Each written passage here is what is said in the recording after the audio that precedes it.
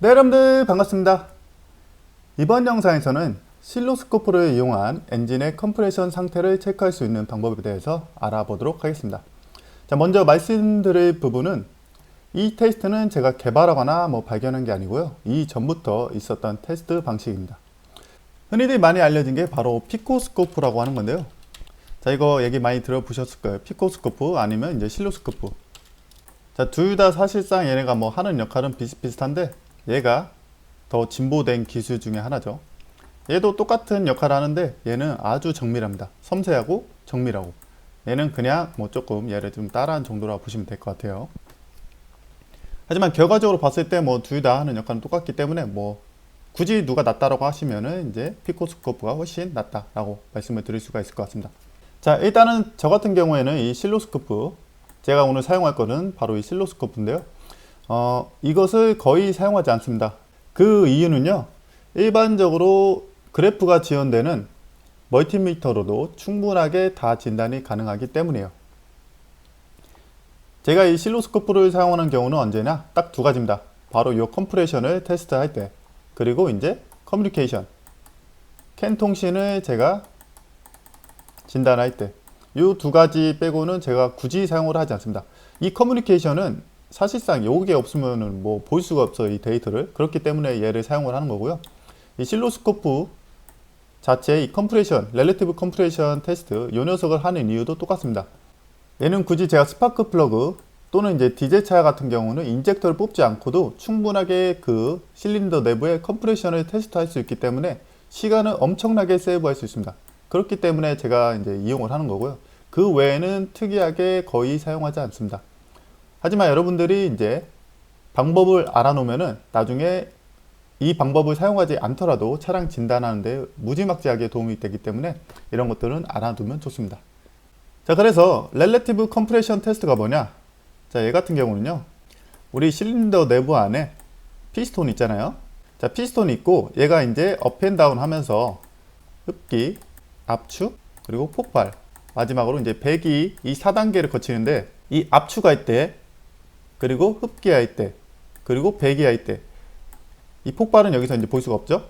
이 흡기, 압축, 배기, 요 3단계를 여기서 볼 수 있는 게 바로 요겁니다. 자, 이 렐러티브 컴프레션 자체가, 이 폭발은 당연히 볼 수가 없어요. 폭발을 실제로 하는 게 아니기 때문에 요것은 이제 제외를 하고 흡기와 압축, 그리고 배기, 사실상 이제 이 압축에 문제가 있는지 없는지를 테스트할 때 바로 이 렐러티브 컴프레션 테스트를 사용합니다. 자, 이 렐러티브 컴프레션 테스트가 작동하는 원리가 뭐냐면요, 우리가 스타터 모터가 있잖아요. 스타터 모터가 이 플라이휠을 돌릴 때, 이 플라이휠을 돌린다는 것은 이제 실린더 안에 피스톤을 업앤다운 시킨다라는 거죠. 이것을 돌릴 때 여기에 만약에 2번 실린더라고 가정을 하겠습니다. 2번 실린더에 여기에 압축이 다른 데보다 좋지 않은 상태가, 압축이 새어 나간다라고 생각을 하겠습니다. 그렇게 되면은 이 스타터 모터가 이 플라이휠을 돌릴 때 1, 2, 3, 4번에 이 피스톤들을 업앤다운 시킬 때 이 2번 실린더만 돌릴 때 이 스타터 모터가 힘이 덜 필요할 거예요. 왜냐하면 다른 데보다 압축이 더 약하기 때문입니다. 그렇기 때문에 이 스타터 모터에 흘러 들어가는 그 전류, 배터리에서 흘러 들어가는 그 전류의 양이 다른 데보다는 덜 필요하게 됩니다. 자, 이것을 바로 렐러티브 컴프레션 테스트라고 하는데요. 이 스타터 모터에 얼마만큼의 전류가 흘러 들어가는지를 저희가 판단을 해가지고 이 실린더에 문제가 있는지 없는지를, 그것을 저희가 파악을 해내는 겁니다. 자, 일단 기본적으로 얘가 작동하는 원리는 그렇습니다. 그래서 짧게 요약을 하자면은 배터리에서 스타터 모터로 얼마만큼의 전류가 흘러 들어가는지를 저희가 측정을 하는 겁니다. 자, 이것을 사용할 때의 장점은 뭐겠어요? 저희가 굳이 스파크 플러그 인젝터를 뽑지 않아도 컴프레션의 상태를 이제 렐러티브라고요. 직접적이진 아니지만 이제 간접적으로 우리가 알 수 있다라는 것이고요. 둘째로는 이제 시간이 엄청 많이 세이브가 됩니다. 단점은 뭐냐? 단점은 당연히 이 장비가 비쌉니다. 그게 다예요. 자, 그래서 얘가 실제로 어떻게 작동을 하는지, 그리고 어떻게 얘를 작동하기 위한 조건들이 뭔지 한번 보도록 하겠습니다. 자, 먼저 이 테스트는 컴프레션을 테스트하기 위함이기 때문에 차량 내에 있는 연료 펌프의 퓨즈를 제거를 해 주셔야 돼요. 만약 이것을 제거하지 않고 하게 되면 차량에 시동이 걸릴 뿐더러 시동만 안 걸린 상태로 지속적으로 크랭킹을 하게 되면 캣 컨버터에 문제를 줄 수도 있기 때문입니다. 그렇기 때문에 연료 펌프 퓨즈는 반드시 제거를 해주셔야 됩니다. 자, 그리고 나서 스코프를 세팅을 해줘야 되기 때문에 스코프 세팅을 먼저 하도록 하겠습니다. 이 스코프는 피코 스코프와 세팅 방법이 다르기 때문에 그 점을 유의하셔가지고 세팅을 하셔야 합니다. 자, 셋업에 들어가서요. 트레이스 1, 제가 사용한 채널은 두 개인데 그 중에서 먼저 1번 채널을 세팅을 해주셔야 됩니다. 1번 채널은 그 이그니션 코일에다가 선을 연결해 가지고 실린더 1번에 연결을 해 놓을 거고요. 그리고 전압 세팅은 20V로 세팅을 해주시면 되겠습니다. 그리고 나서요, 이제 트레이스 4, 저 같은 경우는 이제 4번 채널을 1번과 4번을 사용하기 때문에 4번 채널에 들어가서요, 이번에는 전압 세팅을 조금 낮게 잡아줍니다. 1번보다. 이유로는 이제 제가 사용할 게 M 클램프라고 하는 건데 전류를 전압으로 변화시켜주는 녀석입니다. 그것은 추후에 제가 또 설명을 드리도록 할게요.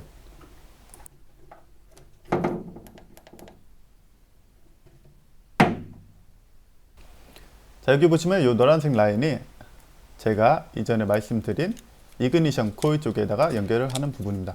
그래서 코일에다가 이 ECU가 코일에 이제 스파크를 튀길 때마다 그때마다 ECU가 신호를 보낼 거 아닙니까? 그것을 픽업을 해가지고 스캔 데이터에 꽂아가지고 실질적으로 얘가 어디 컴프레션에 연관이 되어져 있는지 스캔 데이터를 보기 위함입니다.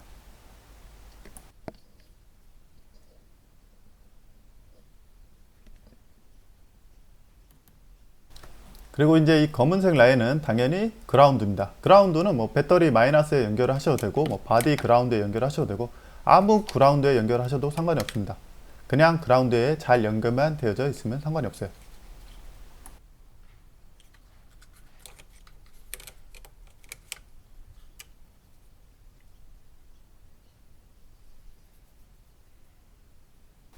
그 다음에 연결할 게 바로 이 빨간색 프로브인데요. 이것은 이제 앰프로브를 사용하는 겁니다. 자, 앰프로브는 제가 말씀드린 대로 전류를 측정을 해가지고 이 앰프로브 이 기기 자체가 전압으로 변압을 해가지고 스캔 데이터에 보여주는 겁니다. 전류를 측정을 해도 되지만 스캔 데이터 이번에는 이 기기를 망치기 싫기 때문에 전류를 측정해서 전압으로 변압을 해주는 이 녀석을 사용해줍니다. 자, 세팅은 80A DC 전류에다가 세팅을 해주시면 되고요. 그리고 항상 이 기기에 이상이 있는지 없는지를 먼저 체크를 하셔야 됩니다. 자, 체크하는 방법은 상당히 간단합니다. 그냥 80A 놓고 얘가 지금 배터리 상태가 좋은지 안 좋은지 이것까지만 체크를 해주시고요. 그리고 항상 이것을 하실 때 이 지로 버튼을 눌러 주셔야 이게 기본가스로 설정이 되는 겁니다. 그리고 나서 이제 배터리 마이너스 쪽에다가 클램프를 연결을 해주시면 되는데요.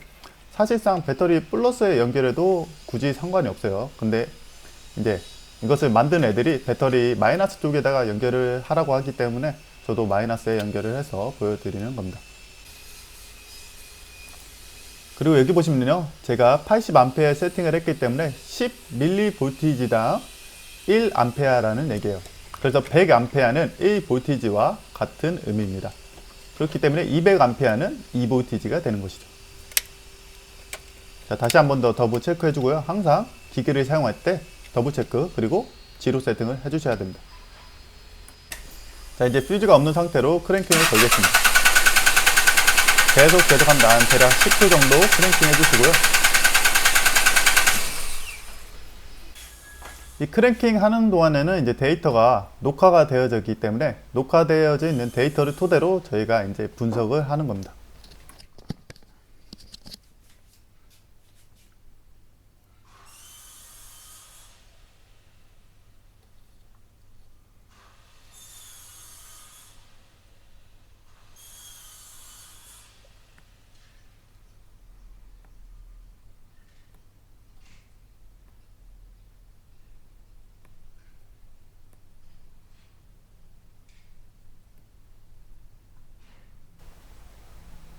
그래서 일반 스캔 툴 아니면 일반 멀티미터는 이런 것을 확인을 못하기 때문에 이때는 특히나 이것을 사용할 때 가장 큰 장점을 볼 수가 있습니다.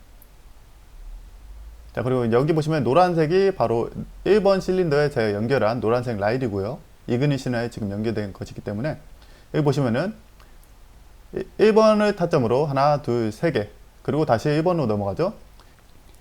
이 차량 같은 경우에는 이제 3실린더짜리 차량이기 때문에 실린더가 하나, 둘, 세 개가 나오는 것이고요. 차량이 이제 실린더가 4개인 것은 당연히 4개가 나오게 됩니다. 여기 보시면은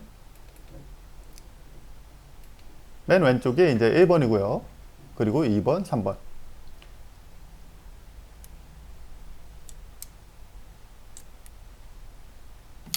그래서 여기도 보시면 1, 2, 3 이렇게 나오게 됩니다. 저 노란색이 제가 1번에 연결을 했기 때문에 제가 1번을 기점으로 보는 거예요. 자, 만약에 차량에 문제가 있으면은 저게 패턴 자체가 저렇게 업앤다운을 일정하게 나오지 않습니다. 만약에 실린더 2번에 문제가 있다, 그러면 이제 다른 패턴이 나오게 되는 겁니다. 자, 어떤가요?